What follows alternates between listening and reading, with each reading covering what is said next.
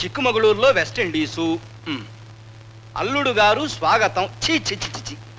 పేపర్లో కూడా అల్లుడు గోలే. లక్షాధికారం వీడి కానిస్టేబుల్కి మావలు అవ్వాల్సి వచ్చింది. పైగా వీళ్ళు నా ప్రాణాలు తోడిస్తున్నాడు. చూడమ్మా, అల్లుడు వచ్చే వేళ అయింది. రాగానే ఆవురావురమంటూ టిఫినో అంటాడు, తిండికి మొహం వచ్చిన వాళ్ళగా. చూడు, కిందటి వారం భీమారావు గారింటో నాకు పెట్టిన పకోడీలు జేబులో వేసుకొచ్చాను చూడు, అవి పట్ల ఒక ప్లేట్లో వేసి. అలాగే నాన్న. తినడానికి ఏమి పెట్టవా? చీరేస్తా నోరెత్తావంటే. రోజు కొంచెం పాలు కుంచెడు కూడు తిని నా ప్రాణాలు తోడిస్తున్నావు చాలు. ఈ తిండిపోతే అని నాకు అంటగట్టింది వీళ్ళమ్మ. కర్మ కర్మ. ఏమిటి, నేను ఇంట్లోకి అడుగు పెడుతుంటేనే కర్మ అంటున్నారు? ఇల్లరి కమల్లు నిజంగా అంత కర్మ అయితే చెప్పండి, వెంటనే విడాకులు ఇచ్చేస్తాను. కమాన్ చెప్పు, నీకేమంటావా మీ అమ్మాయికి ఇమ్మంటావా? ఇంకో విడాకులు ఈ క్షణం ఇచ్చేస్తాను. ఆయన విడాకులు ఇస్తే నేను నూతులు దూకేస్తాను. ఆయన విడాకులు ఇవ్వడలేదమ్మా, నువ్వు భరతనాట్యం ఆపి.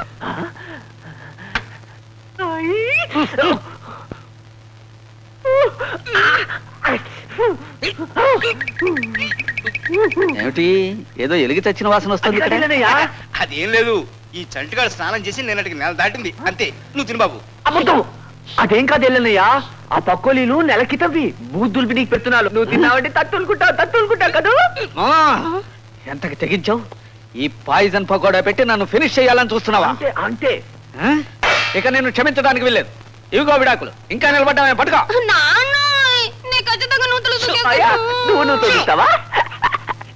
క్షమించాలి అల్లుడు గారు, మీకు పకోడీలు ఇష్టమని. ఎందుకని? మీ మామగారు నీ శోభనానికి తెచ్చినవి దాచి ఇప్పుడు నాకు పెడతావా?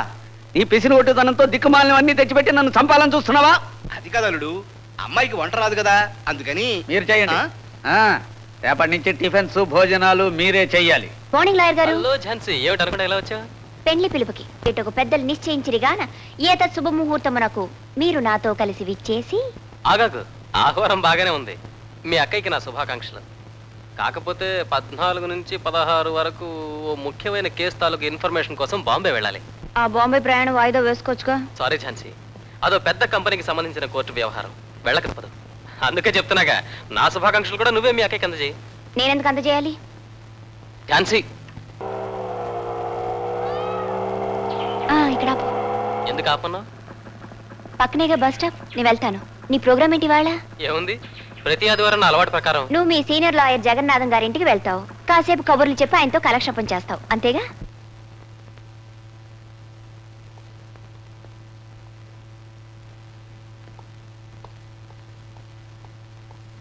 Hello sir, good morning. Hello, good morning. ఏమిటి సార్, రిటైర్ అయిన తర్వాత కూడా ఈ లాబోక్స్ వదలండి? ఈ పుస్తకాలే కదా ఓయ్ నన్ను ఎంతవాణ్ణి చేసింది. ప్రాక్టీస్ ఎలా ఉంది? ఏమిటి విశేషాలు, ఏమిటి సంగతులు? I object your honour. ఇంటికి వచ్చిన అతిథికి కనీసం టీ కాఫీ అయినా ఇవ్వకుండా విశేషాలు అడగడం చాలా అన్యాయం. థ్యాంక్ యూ రాధా, నా రాక తెలుసుకుని టీ ఏర్పాటు చేసినందుకు. How are you? Fine. How much fine అని అడక్కు. 100 రూపీస్ ఫైన్ అనొచ్చు, నీ దగ్గర వసూలు చేయొచ్చు. తీసుకోండి. You naughty girl. నేను నాటి ఏమో కానీ నేను ఇచ్చింది మాత్రం బ్రుక్ బంటి. మేమెంత లాయర్స్ అయినా నీతో మాట్లాడడం చాలా కష్టం అమ్మా. అన్నట్టు దినకర రాత్రి ఇక్కడే ఫోన్ చేస్తాడు కనుక అయ్యర్తో చెప్పి స్పెషల్స్ ఏమైనా చేయించు. భోంచేసేది మీరు అన్నయ్య కనుక, మీరిద్దరు లాయర్స్ కనుక అన్న వడ్డించి ఇండియన్ లా ఇగురు పీనల్ కోడ్ పులుసు చేస్తే చాలు. ఇదిగో మా అక్కకు పెళ్లి కానుక చిచ్చర బ్రహ్మాండంగా ఉండాలి. నేను సెలెక్ట్ చేస్తాగా, చూదు గాని. మా అక్కకు నప్పకపోయినా నచ్చకపోయినా నీ పేరే చెప్తాను బాబు. ఇది ఎలా ఉంది ఝాన్సీ? కట్టుకుంటే మా అక్క పెళ్లి కూతురులా కాదు, పెళ్లి కూతురు తల్లిలా ఉంటుంది. ఇది లేటెస్ట్ డిజైన్. పోనీ చూడు, ఇది ఎలా ఉంది? చీర కట్టుకునేది మా అక్క, అమ్మవారు కాదు. అది చూపియండి. ఈ చీర ఎలా ఉంది? అరే చాలా బాగుంది. నీకు కాస్త టేస్ట్ ఉంది దినకర్. టేస్ట్ ఉండటం మాట నిజమే గాని నా పేరు మాత్రం దినకర్ కాదు, శ్రీరాజ్ అంటారు. మీరా? దినకర్, ఈయన రాజు గారు. ఓసారి నన్ను రౌడీ నుంచి కాపాడారనే ఈయనే రాజు గారు. ఈయన దినకర్ నా friend. He's a lawyer. Hello, sir. Glad to meet you. Please to meet you. మీరు lawyer M, lawyer D, lawyer MD? Sorry, అవేం డిగ్రీలు నాకు తెలియవు. లాయర్ ఎం అంటే lawyer for money, lawyer D అంటే lawyer for duty, lawyer MD అంటే డబ్బు కోసం వృత్తి కోసం కూడా వాదించేవాడని అర్థం. ఓకే, బై ద వే ఈ చీర నచ్చిందో లేదో చెప్పలేదు. మీ సెలక్షన్ నచ్చకపోవడం ఏంటి? Very nice. మరి ఈ చీర సెలెక్ట్ చేసినందుకు నాకు కాఫీ కానీ కూల్ డ్రింక్ కానీ ఇప్పించాలి. ఏమంటారు? ఏమంటాను? అవునంటాను. తీసుకోండి. Thank you. లాయర్ గారి ఫేస్ చూస్తుంటే తెలివితేటలతో వెలిగిపోతుంది. నేను ఒక క్వశ్చన్ కొడతాను, సమాధానం చెప్పాలి. అడగండి, క్షణంలో చెప్తాను. అదే చిన్న క్వశ్చన్. ఒక కోతి తన జాతి లక్షణమైనటువంటి కుప్పిగంతులు వేసుకుంటూ పక్కనే ఉన్న నూతిలో డమాలమని పడిపోయింది. ఆ నూతి యొక్క లోతు 30 అడుగులు. అతి కష్టం మీద పళ్ళు బిగించి రోజుకు 3 అడుగులు ఎక్కుతుంది, 2 అడుగులు జారిపోతుంది. ఈ లెక్కన జయప్రదంగా ఆ కోతి ఆ నూతిలోంచి తన ఇంటికి ఎన్ని రోజుల్లో చేరుతుంది? రోజుకి 3 అడుగులు ఎక్కుతుంది, 2 అడుగులు జారుతుంది. Correct boss. అంటే రోజుకి 1 అడుగు ఎక్కుతుంది అనమాట. అంతే బాస్. ఈ 30 అడుగులు అంటే 30 రోజుల్లో బయటపడుతుంది. ఆహాహా, వా వా వా వా వా, ఏం సెలవిచ్చారండి. అందుకే మీరు లాయర్ అయ్యారు. తప్పంటావా ఛాన్సీ? తప్పుగాకేమిటండి పప్పు శుద్ధ లాయర్ గారు. 27 రోజుల్లో 27 అడుగులు ఎక్కేసింది, మీరు అన్నది కరెక్ట్. 28వ రోజున ఆ 3 అడుగులు ఎక్కేసింది కదా, ఇంకా జారిపోయే అవకాశం ఎక్కడ ఉంది? హ్యాపీగా తోకుకుంటూ ఇంటికి వెళ్ళిపోయింది. I correct? You are always correct. Thank you. ఇలాంటి చిక్కి ప్రశ్నలు భలే వేస్తారేనా? సరే డ్రింక్ తాగడం పోదాం. అమ్మ ఛాన్సీ, వాంజోరు ఎక్కువ అవుతుంది. రేడియోలో 24 గంటల తుఫాన్ అంటున్నారు. ట్రైన్స్ బస్సులు పరిస్థితులు అనుమానమే. పరిస్థితులు ఎలా ఉన్నా జరగబోయేది మా అక్కే పెళ్లి. ఎలాగైనా నేను వెళ్ళి తీరాలి బాబాయ్ గారు. అనుకో, జాగ్రత్తగా వెళ్ళరా అమ్మా. రోడ్లు వంతెలు కూడా బాగా దెబ్బతిన్నాయంటున్నారు. క్షేమంగా వెళ్ళరా. అలాగే.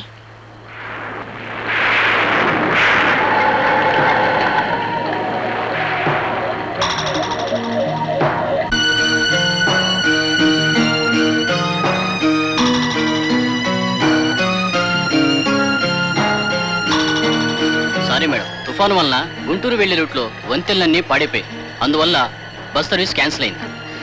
మరి మళ్ళీ ఎప్పుడు బయలుదేరొచ్చు? మరో 24 గంటల వరకు బయలుదేరే ప్రసక్తి లేదు. తర్వాత పరిస్థితి చూడాలి.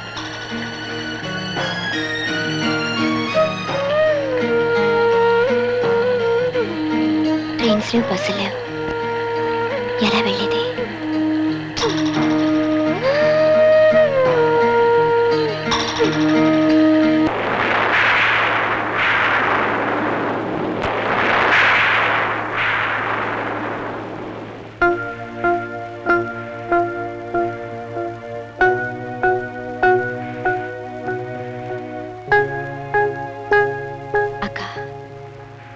చిన్నప్పటి నుంచి అమ్మలా నాకని చేసిన నిన్ను నా చేతులతోనే పెళ్లి కూతురు చేయాలని ఎన్నో కలలు కన్నాను. నాకు జడ నువ్వే వేస్తున్నావు, అన్నం నువ్వే పెడుతున్నావు, నాకు కావాల్సిన బట్టలు, పుస్తకాలు, మంచి చెడ్లు అన్నీ నువ్వే చూస్తున్నావు, నా పనులన్నీ నువ్వే చేస్తున్నావు. మరి నేను నీకు చేసేది ఎప్పుడు? అంత నీకు ముచ్చటగా ఉంటే నా పెళ్లికి నువ్వే నన్ను పెళ్లి కూతురు చేతుగా లేవే.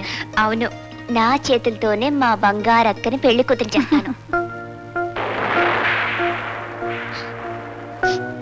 నాకు అదృష్టం లేకపోయింది. ఈ పాటకు పెళ్లి జరిగిపోతూ ఉంటుంది. సంపూర్ణ చాలా అదృష్టవంతురాలండి. ఈ రోజుల్లో కూడా అలాంటి భర్త దొరకటం. ఎంత కట్నం ఇచ్చినా ఇంత మంచి అల్లుడు దొరకడం కష్టం అండి. అవునండి, అదంతా దాని పూర్వజన్మ సుకృతం. అదిగో అమ్మాయి ఝాన్సీ వచ్చింది. రామ్మా ఝాన్సీరా. బాబాయ్, ముహూర్తానికి నువ్వు వస్తావని ఎంతో ఎదురు చూశాం. కాకపోతే రైళ్లు రద్దయ్యాయని తెలిసాక. అవును బాబాయ్, ట్రైన్స్ బస్సులు ఏవీ తిరగలేదు. అక్కే పెళ్లి చూడలేకపోయాను. ఏం చేస్తామమ్మా, ఒక్కోసారి పరిస్థితులు అలా వస్తాయి. ముందు లోపలికి వెళ్ళి మీ అక్కయ్య కనిపించు.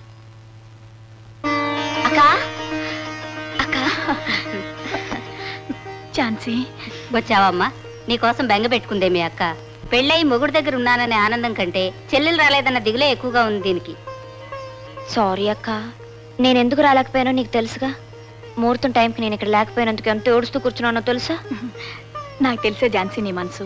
నువ్వు ఎలాగైనా రావాలని ఎన్ని దేవుళ్ళకు మొక్కున్నాను. అది సరే గాని అసలు పెళ్ళి ఎలా జరిగిందే? బ్రహ్మాండంగా జరిగింది. ఆ ముచ్చట్లన్నీ తర్వాత చెప్పుకుందరు గాని. ఝాన్సీ, ప్రయాణం చేసి వచ్చావు, స్నానం చేసిరమ్మా, టిఫిన్ తిందు గాని. అలాగే పిన్ని. అక్క, నీకోసం చీర తీసుకొచ్చానే. పెళ్లినాడు నువ్వు ఇది కట్టుకుంటే చూడాలనుకున్నాను, కుదరలేదుగా. ఇప్పుడు ఇది కట్టుకోవా?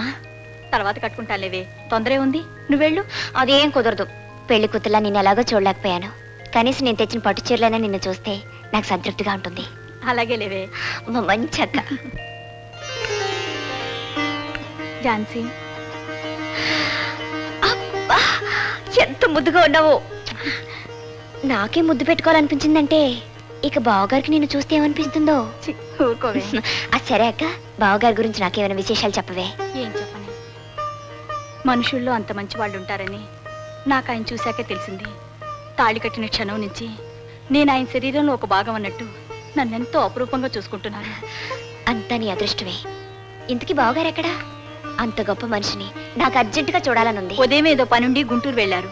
ఈ పాటికి వచ్చేస్తుండాలి. అడుగో నానిగాడు వచ్చాడు. వీడు పెళ్లి ఫోటోలు తీశాడు. అవి వస్తే నువ్వు చూద్దు గాని. ఏరా నాని, ఫోటోలు వచ్చాయా? ఏం వచ్చినాయి? హావుగారి చింతలతో ఫోటో తీశాను. అది హాగైందంట. దిక్కుమాలది, ఒక్క ఫోటో రాలేదు. ఆ తప్పు రీల్ది కాదురా, నీ డొక్క కెమెరా అది. లక్ష్మమ్మ గారు, లక్ష్మమ్మ గారు. ఏమిటి సుబ్బలత్తి గారు, ఏమైంది? బయట పోలీసులు వచ్చారమ్మా, ఏదో గొడవ జరిగింది. పోలీసులు వచ్చారా? ఏమిటి మీరు చెప్పేది? నమ్మలేను ఇన్స్పెక్టర్, నేను నమ్మలేను. I'm sorry. లారీ కింద పడి మొహం పూర్తిగా చితికిపోవడంతో ముందెవరో తెలుసుకోలేకపోయాం. శవానికి ఉన్న ఈ దుస్తుల్లో పర్సు అడ్రస్ చూసి తెలుసుకోగలిగాం. ఏమిటి బాబాయ్, యాక్సిడెంట్ జరిగిందా? ఎవరికి? ఎవరు బాబాయ్? చెప్పు బాబాయ్, మాట్లాడవే బాబాయ్. విశ్వనాథ్ కమ్మ. అంటే బావగారుగా? అవునమ్మా, అతను చనిపోయాడు. ఏమండి? అక్క, సంపూర్ణ. బాబాయ్, అక్క, అక్క, అక్క. అలా జరగడానికి వీల్లేదు. శాస్త్రం పేరు చెప్పి మా అక్కను విధవం చేయడానికి వీల్లేదు. ఝాన్సీ, ఏమిటమ్మా నువ్వు అనేది? అవును బాబాయ్, 3 రోజుల ముందు తన జీవితంలో అడుగుపెట్టిన వాడు పోయినంత మాత్రాన ఎన్నో ఏళ్లుగా తను పెట్టుకునే పువ్వులు, గాజులు, బొట్టు ఎందుకు తీసేయాలి? అది ఆచారం అమ్మా. పోయిన మనిషిని మర్చిపోయి బ్రతకాలంటారు. అలాంటిది అద్దంలో చూసుకున్నప్పుడల్లా కుంకుమ, కళాకాంతులు లేని మొహం కనిపించగా అతను పోయాడని ప్రతిరోజు గుర్తు తెచ్చుకుని ఏడవటానిక ఈ ఆచారం? 10 మందిలోకి వెళ్ళినప్పుడు అవయవ లోపమే కాక 5వ తనం కూడా లోపమేనని పరిచయం లేని వాళ్ళు కూడా అంటుంటే కుమిలిపోవడానిక ఈ ఆచారం? ఆడపిల్లల అనుక్షణం ఏడిపించడానికి ఏర్పాటు చేయబడ్డ ఈ ఆచారాల్ని మా అక్క పాటించదు. కానీ అది తప్పమ్మా. తప్పొప్పులనేవి దేవుడు పెట్టినవి కావు, మనిషి ఏర్పాటు చేసుకున్నవి. చావన్నదే దేవుడు పెట్టాడు కానీ బ్రతికున్న ఆడదాన్ని చచ్చినట్టు ఏడుస్తూ బ్రతకమని ఏ దేవుడు చెప్పలేదు.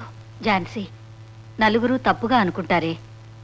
నలుగురు అనుకోవడం కంటే మా అక్క నవ్వుతూ ఉండడమే నాకు ముఖ్యం.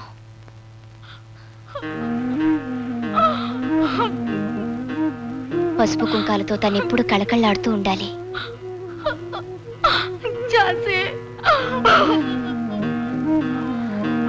పట్నం వెళ్ళాక నేనే మరో మంచి సంబంధం చూస్తాను. 10 కాలాల పాటు మా అక్క మహాలక్ష్మిలా ఉండేటట్టు చేస్తాను.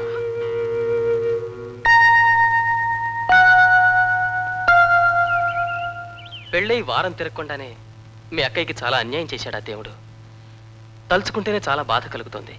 అసలే ఆవిడ అవిటిది. ఇప్పుడు ఇలా కూడా జరగడంతో. చూడు మిస్టర్ దినకర్, బాధపడే మనిషి బాధను పోగొట్టాలని ఆ బాధకి కారణాన్ని గురించి మాట్లాడితే బాధ మరింత ఎక్కువ అవుతుంది. ఎలాగంటే, నేను కాలేజీలో చదువుకునే రోజుల్లో సినిమా హీరోలాగా మీసం పెంచేవాడిని.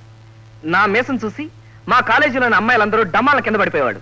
ఆ తర్వాత మొహాన్ని నీళ్ళు కొట్టి లేపేవాడు అనుకోండి. ఒక రోజున షేవింగ్ చేయించుకుందామని నేను మంగళ షాప్కి వెళ్ళాను. వాడి మూడ్ బాగోక నా మీసం తీసేశాడు. దాంతో అద్దంలో నా మొహం చూసుకుని నేను బోరుమన్నాను. లాగి ఒక్కటిస్తే వాడు బోరుమన్నాడు. మా ఇద్దరిని చూసి చుట్టూ ఉన్న వాళ్ళందరూ బోరుమన్నారు. ఈ బాధ భరించలేక మనశ్శాంతి కోసం రూమ్కి వెళ్ళాను. అక్కడ తగిలాడు నిప్పుకోళ్ళగా మా రూమ్మేట్. ఆహా, ఎంత అందమైన మీసంరా! నా మీసం కన్నా నీ మీసం ఎంత బాగుండేదిరా! నీ మీసానికి సంపెంగ నూనె ప్రజెంట్ చేద్దాం అనుకుంటున్నాను రా అని చెప్పి గుర్తు చేసి చంపాడు. దాంతో ఒక నిర్ణయానికి వచ్చేశాను. ఏమిటది? మళ్ళీ మీసం పెంచాలనా? కాదు, ఆ రాత్రికే ఓ మంచి ముహూర్తం చూసుకుని వాడి మీసం కూడా తీసేశాను. దాంతో వాడు అద్దంలో చూసుకుని వాడు బోర్, నేను అద్దంలో చూసుకుని నేను బోర్ బోర్ బోర్ బోర్. అది అలా మీరెప్పుడు పువ్వులా నవ్వుతూ ఉండాలి.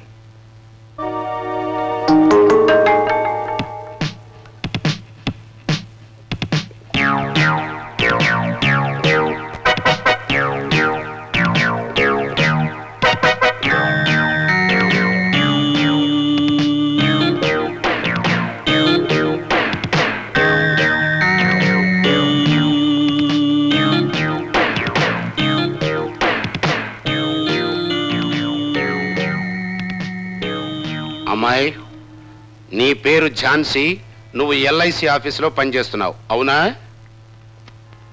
అవును. అయితే కరెక్ట్ అడ్రస్ కి కరెక్ట్ మనిషి దగ్గరికి వచ్చానన్నమాట. మీరు? పేరు నీలకంఠం, స్పెషల్ బ్రాంచ్ పోలీస్ ఆఫీసర్ని, అంటే సిబిసిఐడి అన్నమాట. అలాగా? నన్ను వెతుక్కుంటే ఎందుకు వచ్చారు? చూడమ్మా, నేను గత ఏడాదిగా ఒక కేసును దర్యాప్తు చేస్తున్నాను. దానికి నేను పెట్టిన పేరు the case of mister V. Mister V? అవునమ్మాయి. వి అనే అక్షరంతో ప్రారంభమయ్యే రకరకాల పేర్లు పెట్టుకుని వేరు చోట్ల వేరు అమ్మాయిల్ని పెళ్లి చేసుకుని కట్నం తీసుకుని మోసం చేస్తున్నాడు ఒక దుర్మార్గుడు. ఇండియన్ పీనల్ కోడ్లో 494 సెక్షన్ ప్రకారం చట్టరీత్యా వివాహమై మగవాడు భార్య బతికుండగా విడాకులు తీసుకోకుండా మరో అమ్మాయిని పెళ్లి చేసుకోవడం నేరం. మిస్టర్ వి వరుసగా ఇదే నేరాన్ని అనేక సార్లు చేసి తప్పించుకున్నాడు. సరేనండి, ఇప్పుడు ఈ విషయం అంతా నాతో ఎందుకు చెప్తున్నారు? ఎందుకంటే మీ అక్క సంపూర్ణను పెళ్లి చేసుకుంది. పెళ్లి చేసుకుంది మోసగాడు మిస్టర్ వి అని తెలిసింది. ఏమిటి? మా అక్కని పెళ్లి చేసుకున్నది ఎంతో మందిని పెళ్లిళ్ల పేరుతో మోసం చేసిన ఒక నీచుడా? అమాయకురాలైన మా అక్కను కూడా మోసం చేసినందుకే ఆ దౌర్భాగ్యుడు లారీ కింద పడి కుక్క చావు చచ్చాడు. చూడమ్మాయి, పాపి చిరాయువు అనే సామెతందు చూసావు, అది వీడి విషయంలో నిజమైంది.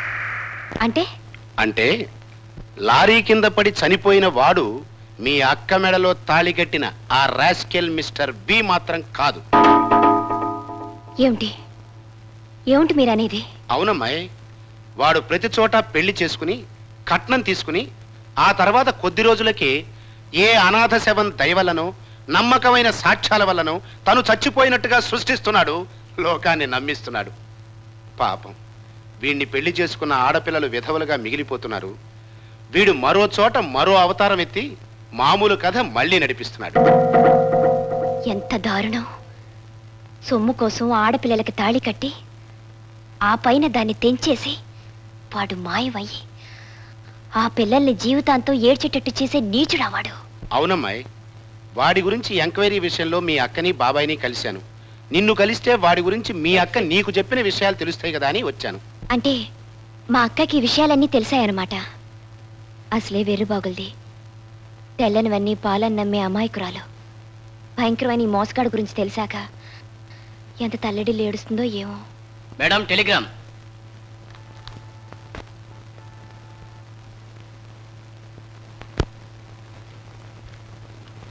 సంపూర్ణ